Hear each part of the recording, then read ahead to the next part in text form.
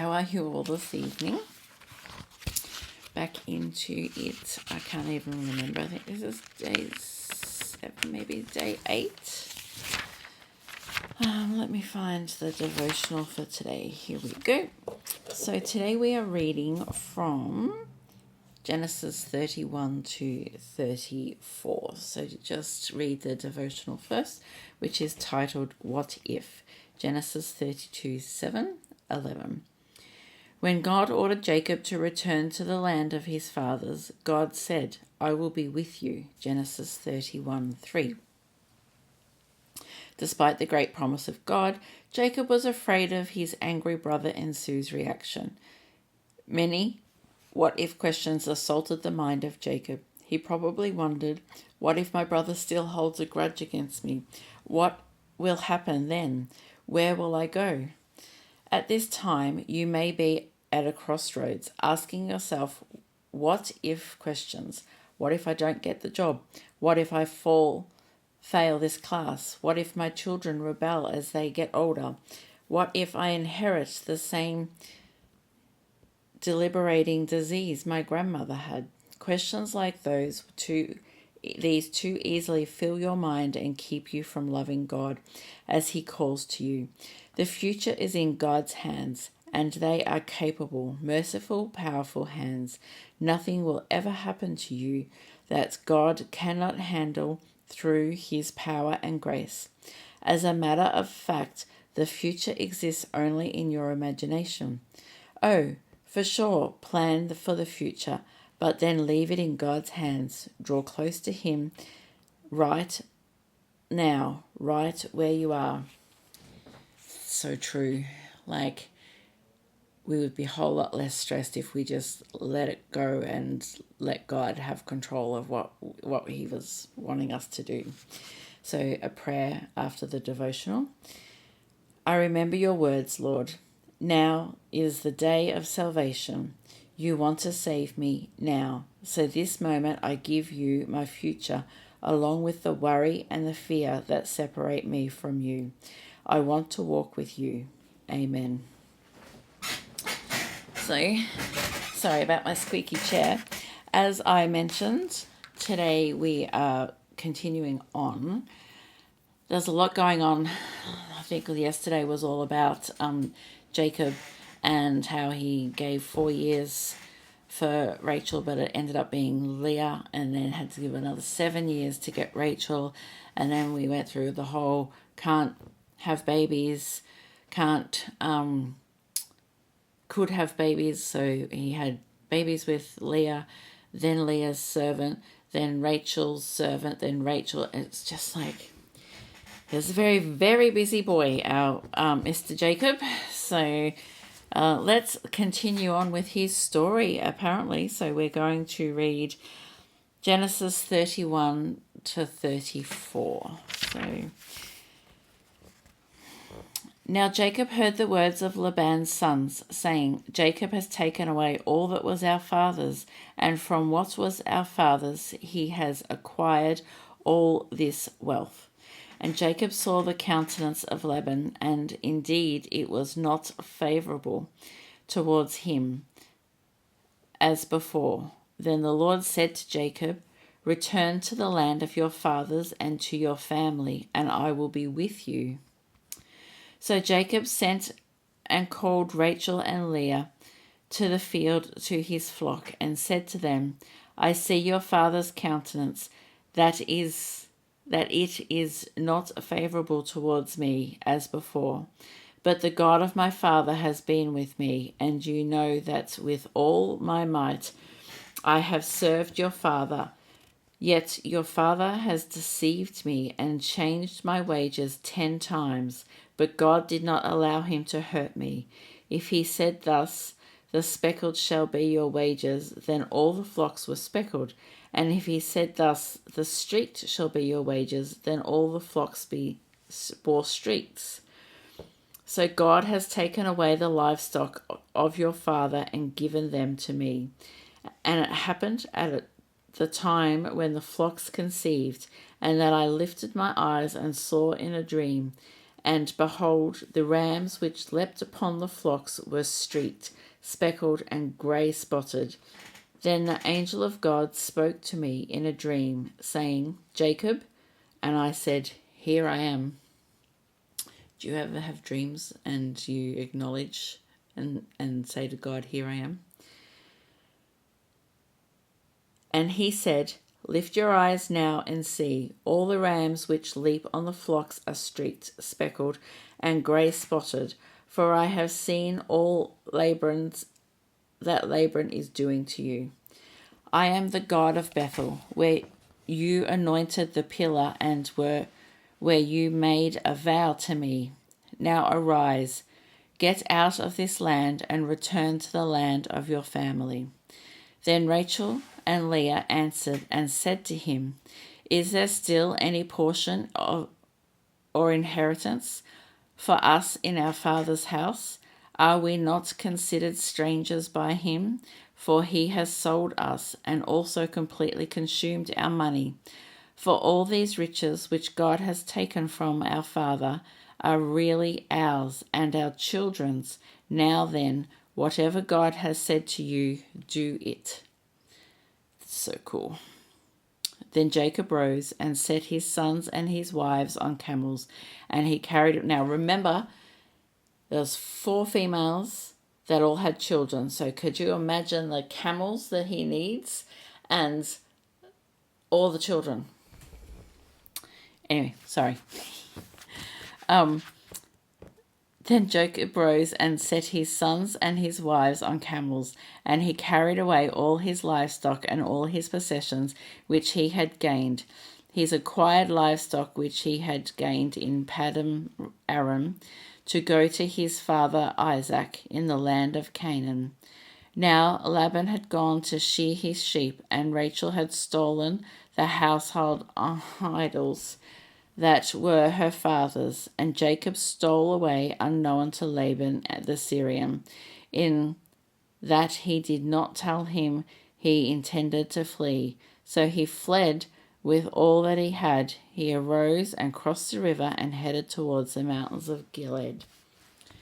Rachel, what were you doing? Seriously? And Laban was told on the 3rd day that Jacob had fled. Then he took his brethren with him and pursued him for 7 days' journey, and he overtook him in the mountains of Gilead. But God had come to Laban the Syrian in a dream by night, and said to him, Be careful that you speak to Jacob neither good nor bad. So Laban overtook Jacob. Now Jacob had pitched his tent in the mountains, and Laban with his brethren pitched in the mountains of Gilead.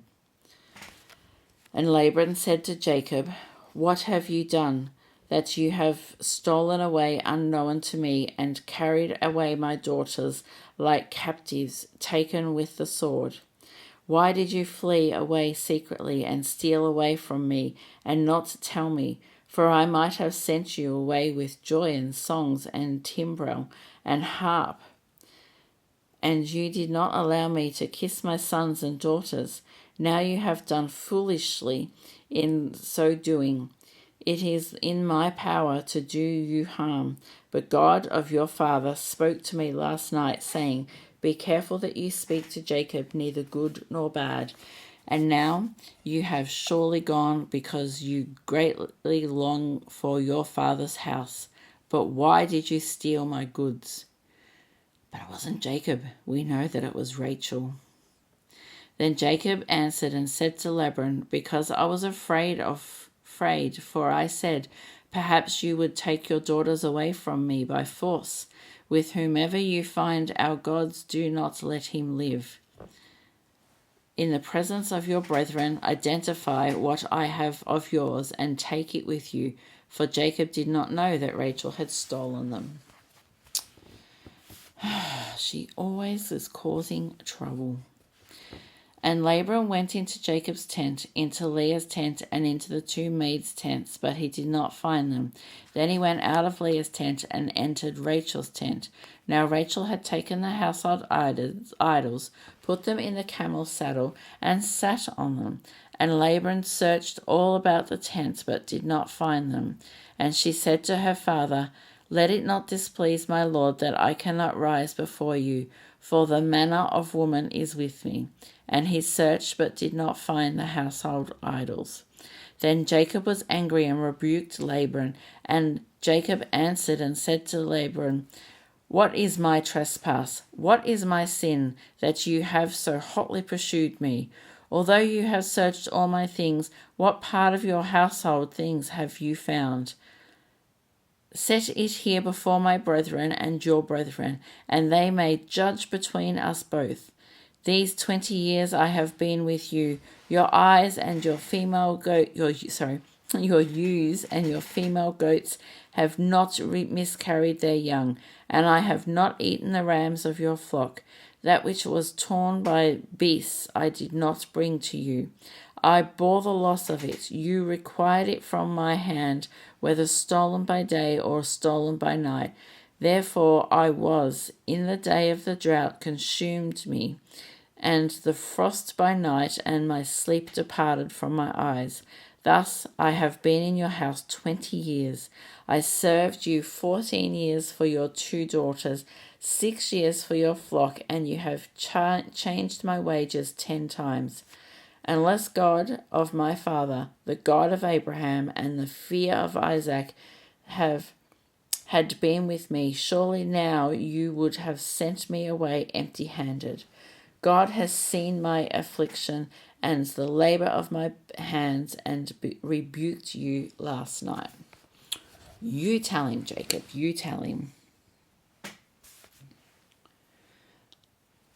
And Laban answered and said to Jacob, These daughters are my daughters, and these children are my children, and this flock is my flock.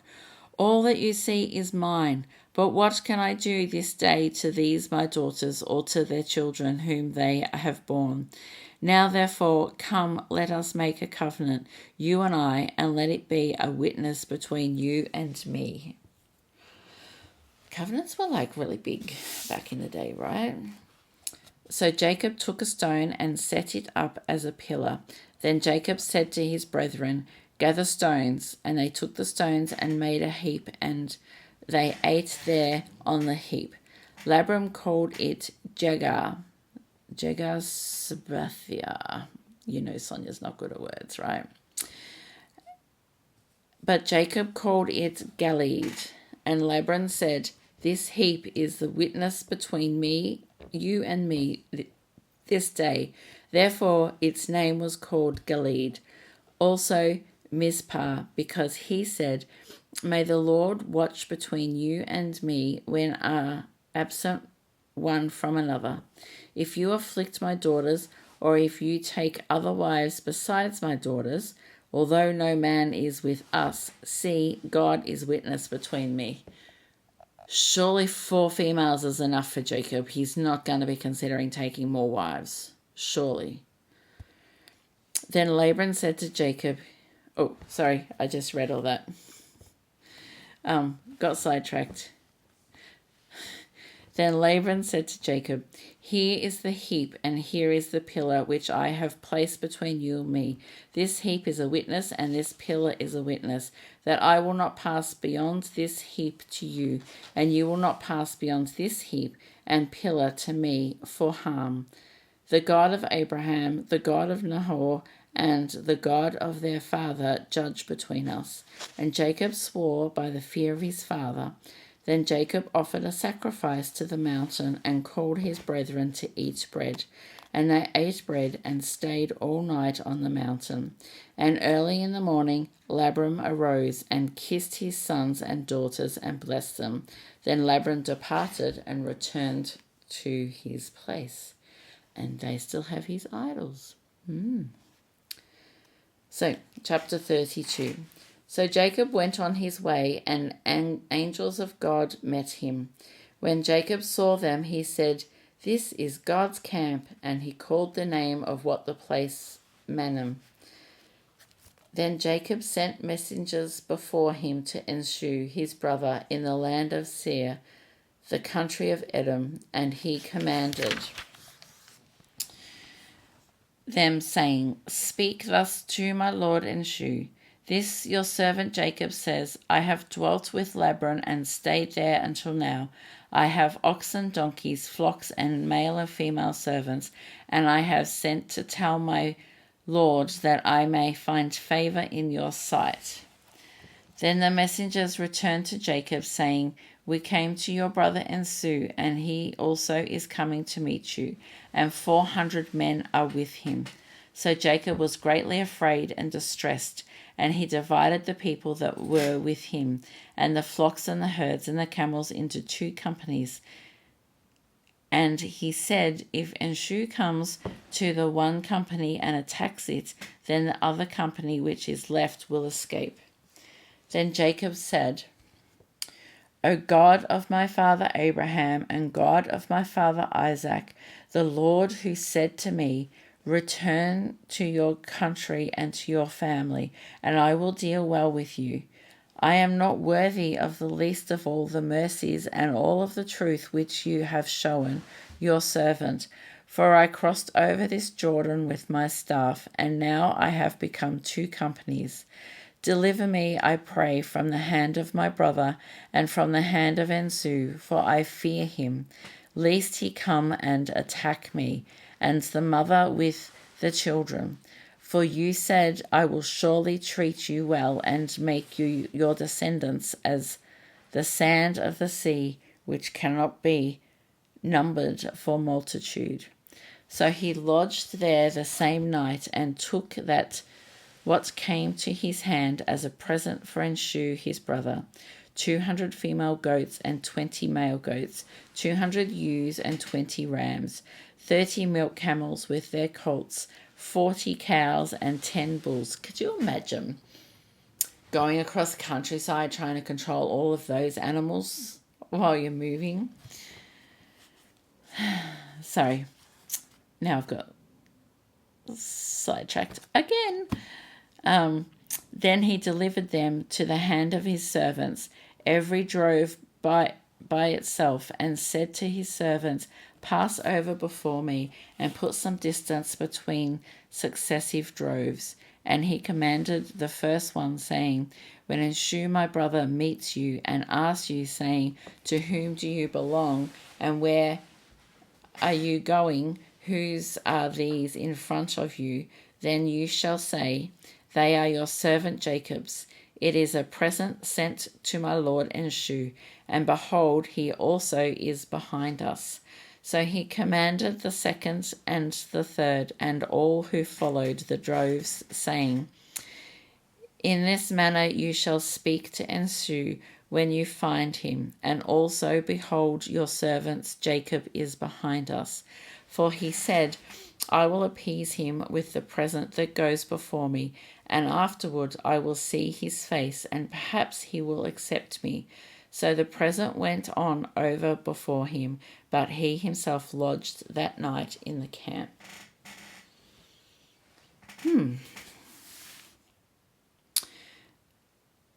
And he arose that night and took his 2 wives, his 2 female servants, of course, and his 11 sons. There we go, that's the total.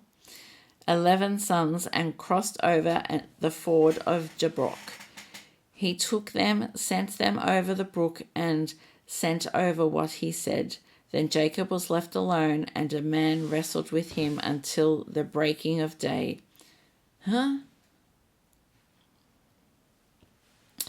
Now when he saw that he did not prevail against him, he touched the socket of his hip, and the socket of Jacob's hip was out of joint as he wrestled with him. And he said, Let me go, for the day breaks.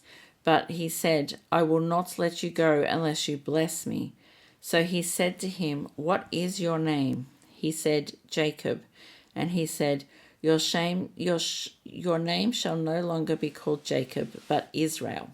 Ooh, that's significant. For you have struggled with God and with men and have prevailed. Then Jacob asked, saying, Tell me your name, I pray. And he said, Why is it that you ask about my name? And he blessed him there. So Jacob called the name of the place Peniel, for I have seen God face to face, and my life is preserved. Jacob, as he crossed over Peniel, the sun rose on him, and he limped on his hip. Therefore, to this day, the children of Israel do not eat the muscle that shank which is on the hip socket, because he touched the socket of Jacob's hip in the muscle that shrank. Okay, there you go.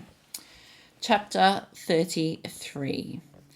Now Jacob lifted his eyes and looked, and there Esau was coming, and with him were 400 men. So he divided the children among Leah, Rachel, and the 2 maidservants, because they belonged to all of them.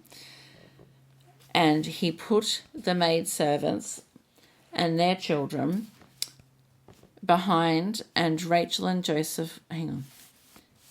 So he divided the children among Leah, Rachel, and the maidservants, and he put the maidservants of their children in front, Leah and her children behind, and Rachel and Joseph last. Then he crossed over before them and bowed himself to the ground 7 times until he came near to his brother. But Esau ran to meet him and embraced him and fell on his neck and kissed him, and they wept. And they lifted their eyes and saw the woman and the children, and said, Who are these with you? So he said, The children whom God has graciously given your servant. Then the maidservants came near, they and their children, and bowed down. And Leah also came near with her children, and they bowed down. Afterwards Joseph and Rachel came near, and they bowed down. Then Anusha said, What do you mean by all this company which I meet? And he said, These are to find favor in the sight of my Lord. But Esau said, I have enough, my brother. Keep what you have for yourself. And Jacob said, No, please, if I have now found favor in your sight, then receive my present from my hand, inasmuch as I have seen your face, as though I have seen the face of God, and you were pleased with me. Please take my blessing that is brought to you, because God has dealt graciously with me, and because I have enough. So he urged him, and he took it. Then Esau said, Let us take our journey. Let us go, and I will go before you.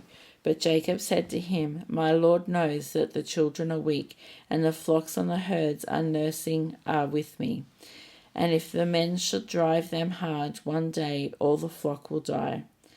Please let my Lord go on ahead before his servant. I will lead on slowly at a pace which the livestock that go before me and the children are able to endure, until I come to my Lord in Seir. And Esau said, Now let me leave with you some of the people who are with me. Man. Oops. But he said, What need is there? Let me find favor in the sight of my Lord. So Esau returned that day on his way to Seir, and Jacob journeyed to Succoth, built himself a house, and made booths for his livestock. Therefore the name of the place is called Succoth. Then Jacob came safely to the city of Shechem, which is in the land of Canaan, when he came from Paddan Aram, and he pitched his tent before the city, and he brought the parcel of land where he had pitched his tent from the children of Hamor, Shechem's father, for 100 pieces of money. Then he erected an altar there and called it El-Lokashi Israel. For all that livestock, that's a big parcel of land, right? It's not just like a house block like we know them. This is like a parcel of land that holds all that livestock and all those people. It's huge. Anyway, chapter 34. Now Dinah, the daughter of Leah, whom she had borne to Jacob, went out to see the daughters of the land. And when Shechem, the son of Hamor, and Hivite, prince of the country, saw her.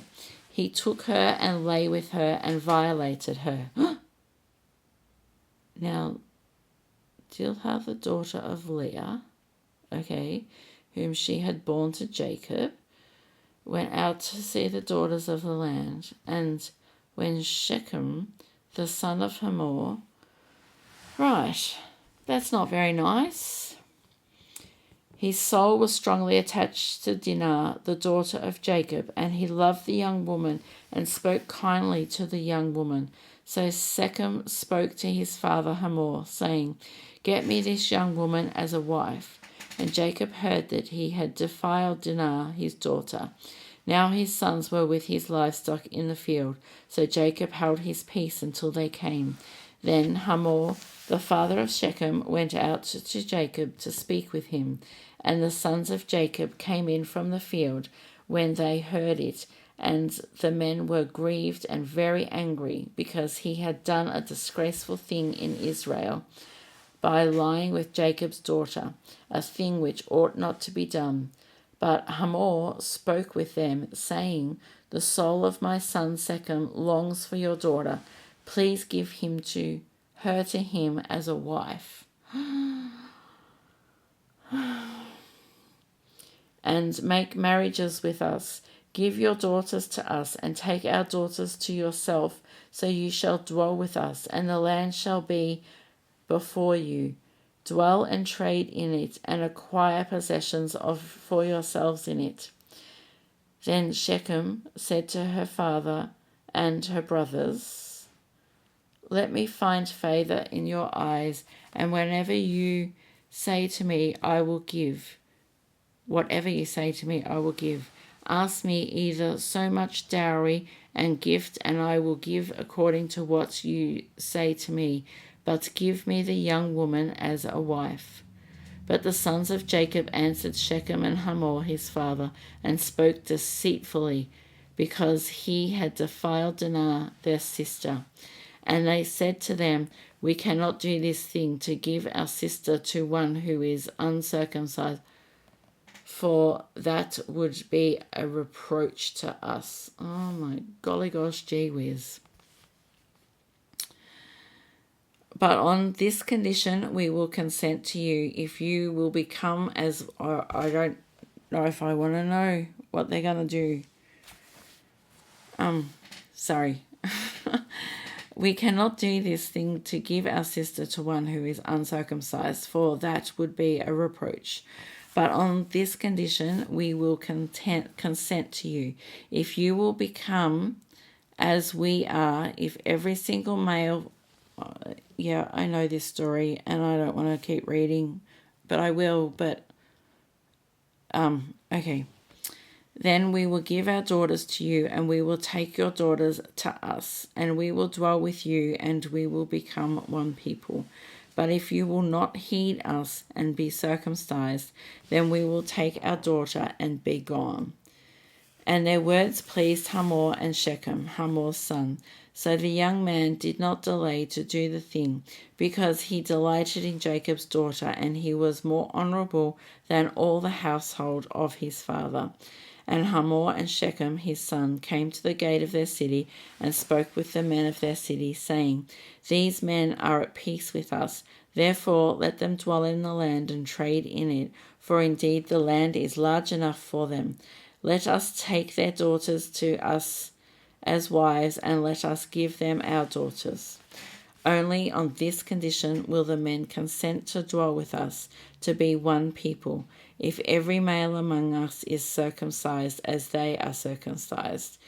Will not their livestock, their property, and every animal of theirs be ours? Only let us consent to them, and they will dwell with us." And all who went out of the gate of the city heeded Humah and Shechem his son. Every male was circumcised, all who went out of the gate of the city. Now it came to pass on the third day, when they were in pain, that two of the sons of Jacob, Simeon and Levi, Dinah's brothers, Each took his sword and came boldly upon the city and killed all the males. That's why I didn't want to keep reading. I knew that was going to happen. I remember a lot more of the Bible than I thought, but once again, the deceit and the lies and the horror.